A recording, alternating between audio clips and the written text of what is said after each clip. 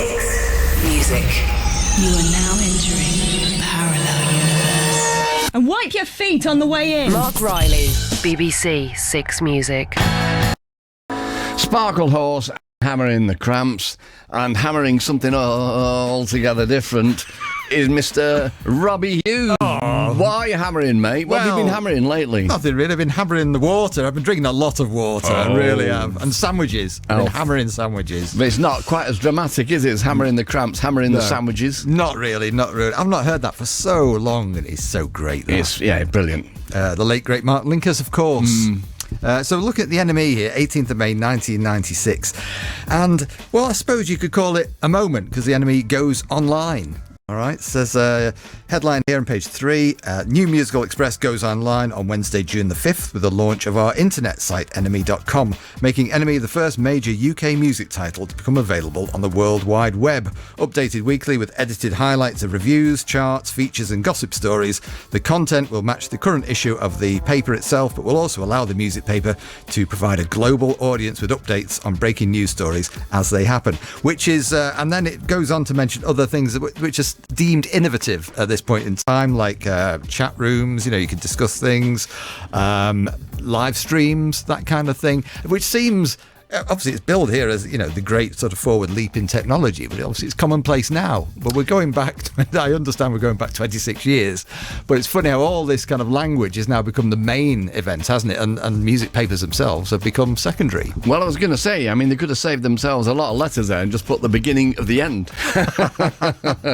For the NME anyway. Absolutely. Obviously, but I tell you, it doesn't take a long, does it? But there is that really great clip of Bowie talking to Jeremy Paxman about the internet and how it's going to change everybody's lives. And Jeremy Paxman's like, do you think so? He's not having it, is he, Paxman? Yeah, not at all. Really? And Bowie's going, believe me. It's like some pie in the sky thing. Yeah. No, it's brilliant. Easy in hindsight, though, isn't it? All the rest of it. Charity football game. Blur and Oasis delighted thousands of fans at a charity football match in East London on Sunday after agreeing to an impromptu game. The two teams are joined by a host of other groups on the day, including Pulp, Gene, Massive Attack, The Blue Tones, Dodgy and Robbie Williams, who all turned up at Mile End Stadium to raise money for Nordoff Robbins. Blur and Oasis lined up for the extra game halfway through the day after pleas from organisers. The Oasis team, which included Liam, Gwigsy and 4 band security members, were joined by Robbie Williams but lost to Blur 2-0. There's lots of this going on, the charity thing, and there is a moment in time here which I'm going to get to because it's the height, for better or worse, it's the height of Britpop. Yeah, so was this before it got nasty? Because there's some photos there. This seems quite friendly. Nobody's hitting each other. You never really know how much of it the angst was real. But Yeah. I think there was definitely a lot. I think there was tension there. Yeah. I think I'm right in saying. Well, but it's funny because me and Trace went to see City v Bournemouth a few weeks ago at our place, and he was dragged on stage in the square beforehand by Alex James as a Bournemouth supporter. Really? Oh, I didn't know that. No, I didn't either. Right, but he went home disappointed. He did. Talking of that point you were making there on page 5, Noel Gallagher, it says, has refused to accept an Ivor Novello Award for Best Songwriter of the Year after being told he had to share it with Blur. Gallagher slammed the decision of the British Academy of Songwriters and Authors to combine his award with Damon Albarn's band, branding it a cheap publicity stunt. An Oasis spokesman said this is obviously a cheap attempt to gain publicity for the Ivor Novellos by reviving this hackneyed media-invented conflict.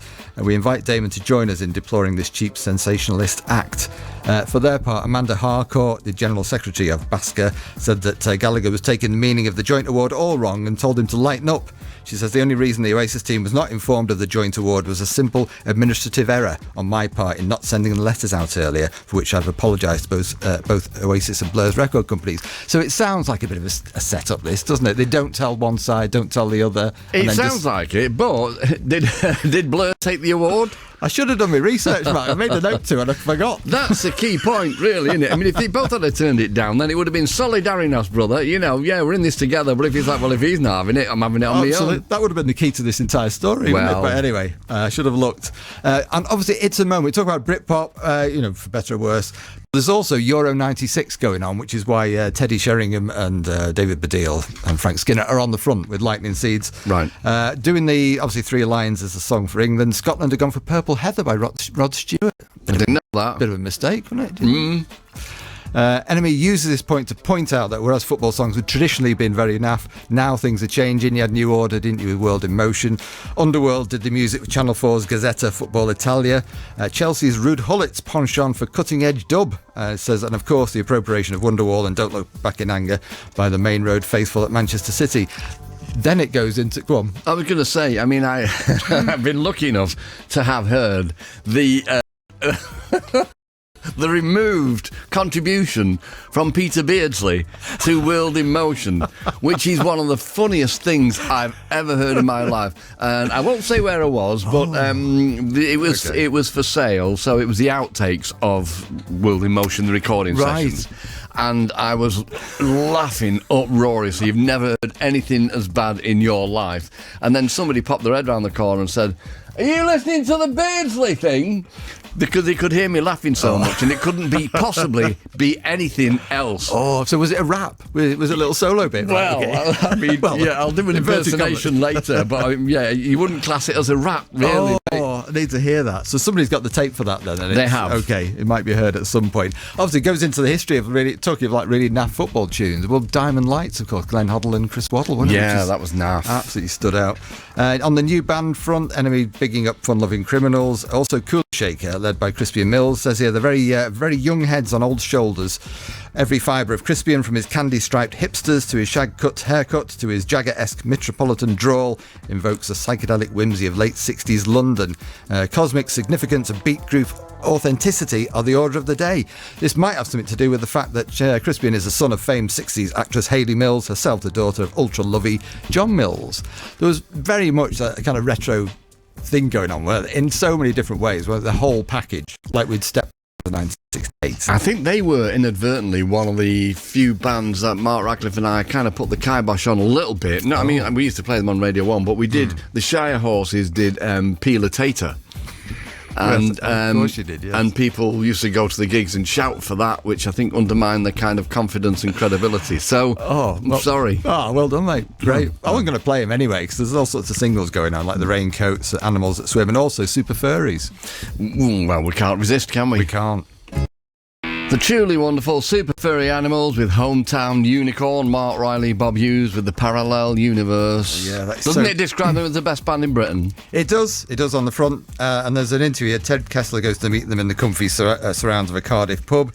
Starts off by describing the album, debut album Fuzzy Logic, by saying it's one of the most creative, guitar-driven debuts of the decade.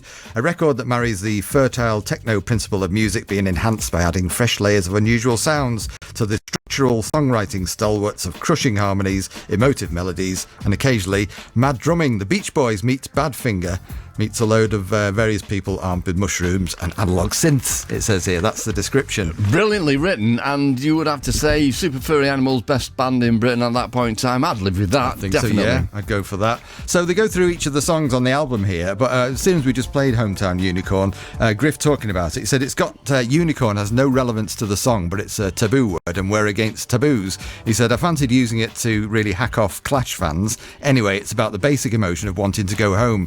It's actually about Frankie Fontaine, who was allegedly abducted by aliens on his way to market while in France in 1979. I didn't know that. His mates saw him being beamed up and told the police. Frank turned up later in a cabbage field and he couldn't remember a thing until he saw some ketchup dripping on the floor of a restaurant and recognised the dripping of blood on the floor of the UFO. Apparently, that's what he said. Wow, I believe him. He reckoned he'd been operated on.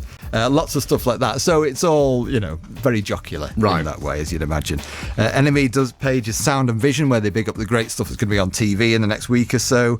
There's Shooting Stars. Elvis the movie starring Kurt Russell. I've not seen that. Yes, I think I've seen that. You wouldn't recommend it, would you? Know it's in the dark recesses, mate. Can't remember. Kurt Russell as Elvis, Shelley Winters as his mum Gladys. Interestingly, Elvis went out with Shelley Winters, so that must have been very odd for her playing his mum. He did, yeah. You're right. Movie of the week, though, I've got to mention this because I know you and I both like it, and there's a great shot of him in action here painting, is The Rebel with Tony Hancock. Oh, yeah. It says, a deceptively ferocious and horribly accurate satire on the art establishment. Frustrated crap painter Hancock runs off to Paris to live the bohemian life and is inadvertently hailed as a genius and becomes a famous artist. Targets include Picasso, Salvador Dali, existentialists, art critics and dealers. Hancock is at his laconic best as he put upon petit bourgeois everyman, and the script by Galtman Simpson and sharp without being smart-ass. Why don't they make great British comedy films like this anymore? Because you need a brilliant genius to carry it off, like Hancock. Well, it's a team all round, isn't it? And all of the beatniks in it as well are just like the real great cliche. It's genius. The colours are the wrong shape and all that stuff. New albums, you've got Manic Street Preachers' Everything Must Go by Ted Kessler. It's the first album since Richie Edwards' disappearance. He said, whatever powers them forward now, tragedy has not dimmed the Manic's creative glow. It's a record that races with heavenly string arrangements and huge sweeps of emotive rock orchestration. Other stuff, Fuzzy Logic, we've heard that one.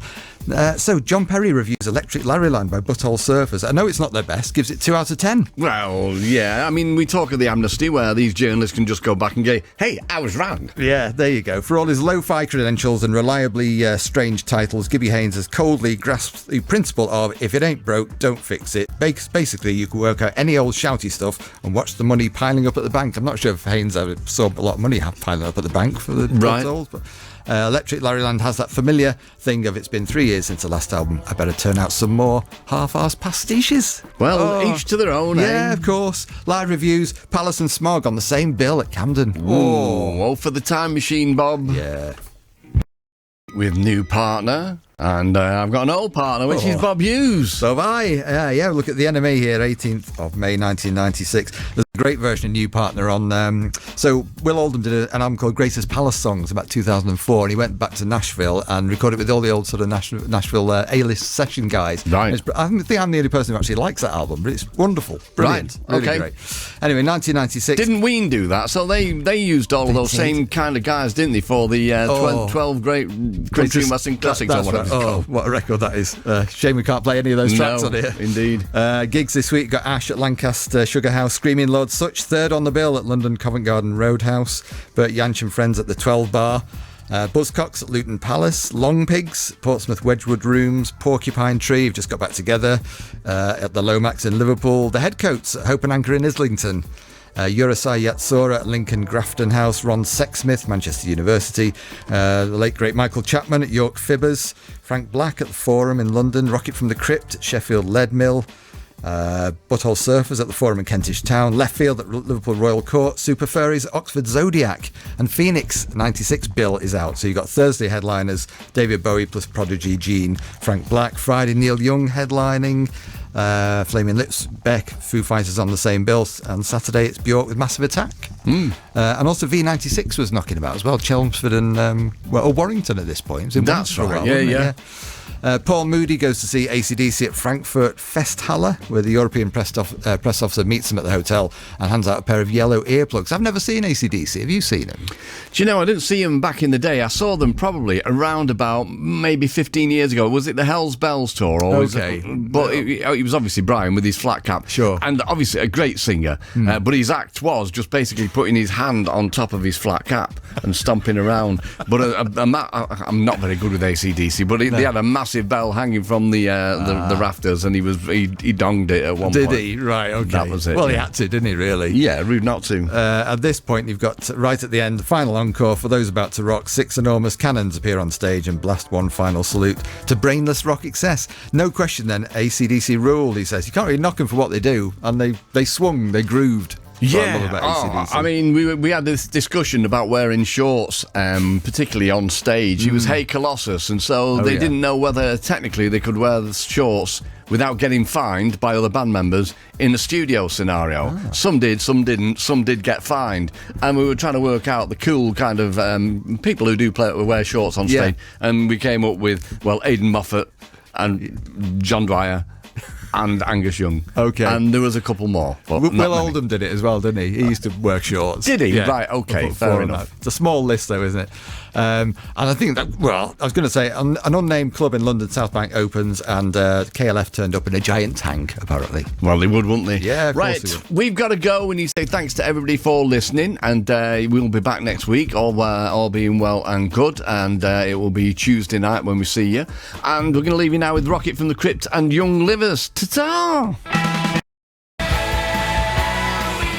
Prepare to exit the parallel universe. Marc Riley, BBC 6 Music. And shut the door on your way out.